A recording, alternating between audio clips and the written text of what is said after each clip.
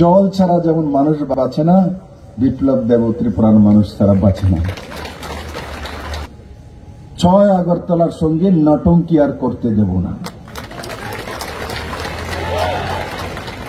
ত্রিপুরাতে কমিউনিস্ট পার্টির অবসান ঘটানো, সেটা কি সম্ভব হয়েছিল ওই নেতৃত্বের দ্বারা, ওই কংগ্রেসীদের দ্বারা? 2018 পরিবর্তন হয়েছে তো নরেন্দ্র ভাই মোদী, অমিত ভাই সার নেতৃত্বে ত্রিপুরাতে হয়েছে। আমার ছোট ছোট কার্যকর্তা, পৃষ্ঠা প্রমুখ এখানে যে দাঁড়িয়ে আছে, নজওয়ান ছেলে মেয়ে, সাধারণ ঘরের মানুষের কারণে হয়েছে, তাদের কারণে হয়নি, তাদের কারণে হয়নি।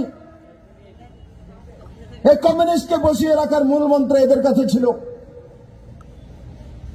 খাল কেটে কুমির কমিউনিস্ট এখানে এরাই এনেছিল।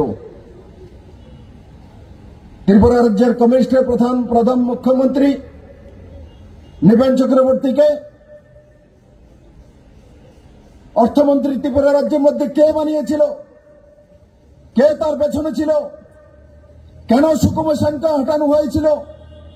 কে সেই ষড়যন্ত্রকারী? কিন্তু ভারতীয় জনতা পার্টির সঙ্গে ষড়যন্ত্র চলে না, কারণ মোদী আর অমিত শাহ বসে আছে ওখানে। তার জন্য ওখানে ডাল গলেনি, আর আগেও হবে না। আগে কংগ্রেস কমিউনিস্টের যখন সরকার ছিল, ত্রিপুরাতে সব জায়গায় শোনা যেত এই কমিউনিস্টের বয়ান কি ছিল?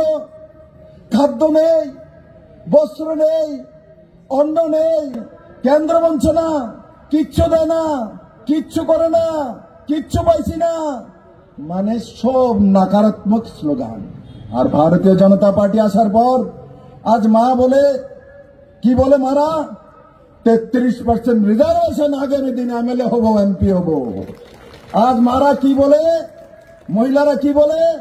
33% রিজার্ভেশন বিপ্লব দেব দিয়েছে, সরকারি চাকরি তো আমাকে 33% দিতেই হবে, আমার অধিকার।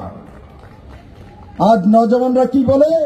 মোদী 100 স্টার্টআপের বদলে 1 লাখ স্টার্টআপ তৈরি করে দিয়েছেন। নর্থ ইস্টে 10,000 ছেলে স্টার্টআপে কাজ করে নিজে রোজগার করে অন্যকে রোজগার দেয়।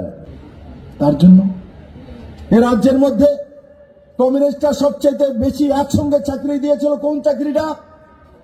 17 বছরে সবচেয়ে বেশি এক লটে দিয়েছিল। সে চাকরি কোনগুলো? 10,323। এই চাকরিগুলো অবৈধভাবে দিয়ে তাদের জীবন বিনাশ করে দিয়েছে। এরা চাকরি দিয়েছে, সুপ্রিম কোর্ট সেই চাকরিগুলোকে রদ করে দিয়েছে, কারণ সিপিএম কোনো কাজ সঠিক রাস্তাতে করে না, যেটাই করবে গলত রাস্তাতে করে, তার জন্য চাকরি চলে গেছে।